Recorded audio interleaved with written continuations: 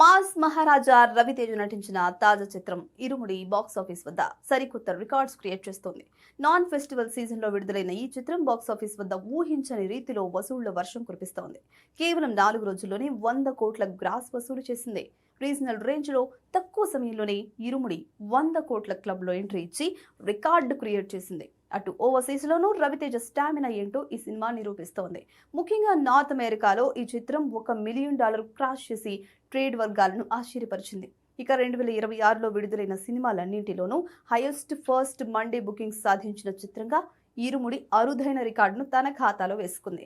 సాధారణంగా వీకెండ్ తర్వాత సోమవారం కలెక్షన్స్ తగ్గుముఖం పట్టడం సహజం. కానీ ఈ సినిమా విషయంలో మాత్రం మండే నాడు బుకింగ్స్ మరియు ఆక్యుపెన్సీస్ ఊహించని స్థాయిలో నమోదు కావడం విశేషం.